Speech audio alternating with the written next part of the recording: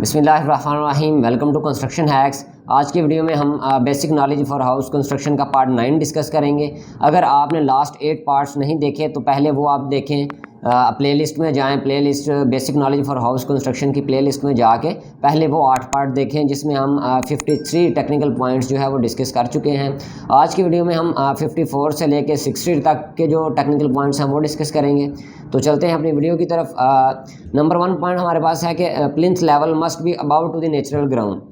जो हमारा प्लिंथ का लेवल होता है, जिस जगह पे हम डीपीसी देते हैं या प्लिंथ बीम प्रोवाइड करते हैं, वो हमारा जो नेचुरल ग्राउंड लेवल होता है उससे अबाव होना चाहिए। तो वो मिनिमम आपका 30 सेंटीमीटर यानी कि 1 फीट लाजमी होना चाहिए। इससे ज़्यादा आप अपनी मर्ज़ी के मुताबिक रख सकते हैं, लेकिन इससे कम नहीं होना चाहिए। नंबर 2 एंड इस वीडियो का 55 पॉइंट्स हमारे पास ये है कि porous aggregates should not be used because they reduced strength. जिन एग्रीगेट्स में एग्रीगेट्स का जब हम नाम लेते हैं तो हमारे पास 2 तरह के एग्रीगेट्स होते हैं। एक फ़ाइन एग्रीगेट जो कि हम सैंड जिसमें आ जाता है, एंड कोर्स एग्रीगेट जिसमें क्रश यानी कि बजरी आ जाती है। तो इधर स्पेसिफिकली बजरी का जिक्र हो रहा है कि जिस बजरी में, जिस कोर्स एग्रीगेट में सुराख हों, पोर्स हों, उसको हमने यूज़ नहीं करना, क्योंकि वो स्ट्रेंथ जो होता है वो रिड्यूस कर देता है।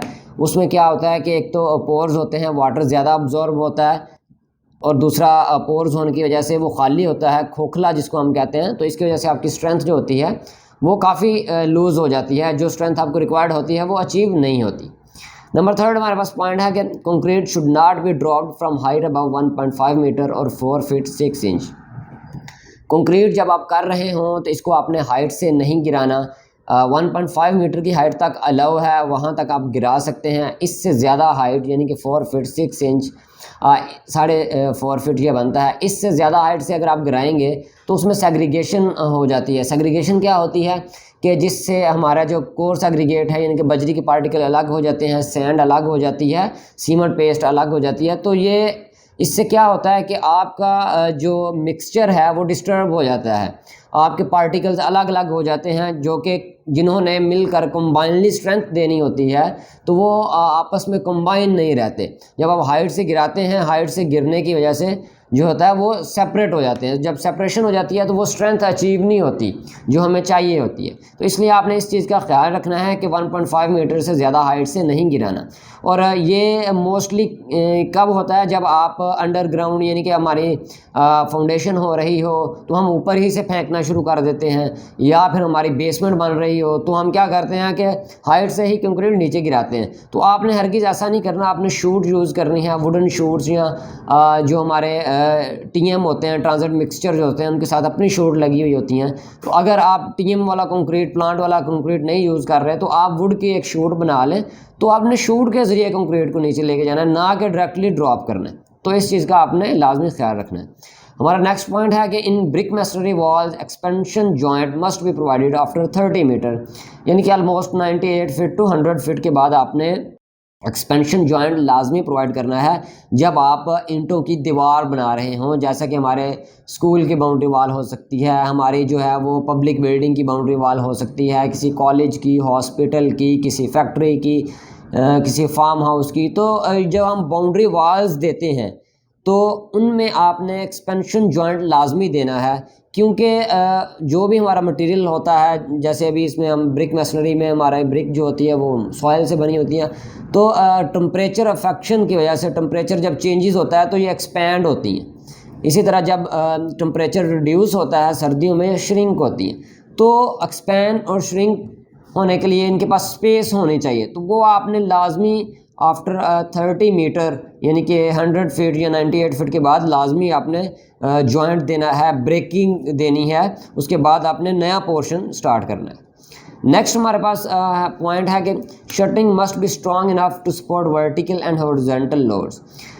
जो हमारी शटरिंग है वो स्ट्रॉन्ग होनी चाहिए, जो दोनों किस्म के वर्टिकल एंड हॉरिजॉन्टल लोड्स जो है वो बियर कर सके इजीली। जब जो वर्कर हैं हमारे वो इजीली मूव करके अपना काम कर सकें। ये ना हो कि जब मूवमेंट हो तो शटरिंग हमारी जो है वो ब्रेक हो जाए और जो हमारा स्लैब है या स्ट्रेयर है, जिस जगह पे भी हम कंक्रीट कर रहे हैं तो वो हमारी शेप ही डिस्टर्ब हो जाए। तो इस चीज़ का आपने लाजमी ख्याल रखना है कि आपकी स्ट्रक्चरिंग जो है वो स्ट्रॉन्ग होनी चाहिए to bear the both loads, vertical and horizontal loads. Next point हमारे पास है डीपीसी के मुतालिक। डैम्प प्रूफ कोर्स के लिए जो हम कंक्रीट मिक्स यूज़ करते हैं वो आपने 1:4 यूज़ करना है, यानी कि 1 cement 2 sand and 4 coarse aggregate यानी कि बजरी। और डीपीसी के लिए कंक्रीट बनाने के बाद आपने इस चीज़ का लाजमी ख्याल करना है कि कंक्रीट बनाते हुए आपने इसमें जो केमिकल एक मिलता है, कंपाउंड मिलते हैं वाटर रेजिस्टेंट कंपाउंड, तो वो आपने लाजमी इसमें डाल लेने हैं, क्योंकि डीपीसी का मकसद ही रेजिस्ट करना है वाटर को, तो आपने वो कंपाउंड इसमें लाजमी मिक्स करना है। नेक्स्ट हमारे पास पॉइंट है 60 पॉइंट, इस वीडियो का last point. Mortar for bricks work और plaster work must be use within 30 minutes of mixing. कि जो हम मसाला बनाते हैं अपने ईंटों की चिनाई के लिए या प्लस्तर के लिए, उसको आपने विद इन 30 मिनट बनाने के बाद जब आप उसमें पानी मिक्स कर लें तो विद इन 30 मिनट आपने लाजमी उसको यूज़ करना है। अगर आप विद इन 30 मिनट उसको यूज़ नहीं करते तो वो अपनी इनिशियल स्ट्रेंथ जो होती है, इनिशियल सेटिंग टाइम क्योंकि सीमेंट का 30 मिनट है, तो वो अपनी इनिशियल स्ट्रेंथ गेन कर चुका होता है। अब आप अगर उसको यूज़ कर भी लें तो वक्ती तौर पे तो वो चिपक जाएगा, लेकिन इन फ्यूचर आपका प्लस्तर जो होगा वो गिरना शुरू हो जाएगा, आपको समझ नहीं आएगी। आप यही सोचेंगे कि मैंने सीमेंट भी अच्छा यूज़ किया, सैंड भी अच्छी यूज़ की, लेकिन ये फिर भी गिर रहा है। तो एक्चुअली उसकी वजह यही होती है कि हमने वो टाइमली उसको नहीं लगाया होता, तो जिसकी वजह से क्या होता है, वक्ती तौर पे वो चिपक जाता है। इन फ्यूचर कुछ अरसे बाद वो सीमेंट जलना शुरू हो जाता है और ब्रिक में भी क्रैक्स आना शुरू हो जाते हैं। तो इसलिए आपने इस चीज़ का लाजमी ख्याल रखना है कि आपका मेसन जो है वो क्या जो मसाला है उसको विद इन 30 मिनट यूज़ कर रहा है कि नहीं कर रहा। नहीं कर रहा तो आप उसको इस चीज़ का पाबंद बनाएं। वीडियो अच्छी लगी है तो लाइक करें, चैनल को सब्सक्राइब करें, बेल आइकन को प्रेस करें और अपने फ्रेंड के साथ लाजमी शेयर करें ताकि आने वाली नई इन्फॉर्मेटिव वीडियोस का नोटिफिकेशन आपको टाइमली मिलता रहे। तो मिलते हैं नेक्स्ट इन्फॉर्मेटिव वीडियो के साथ नेक्स्ट पार्ट में। अल्लाह हाफिज़।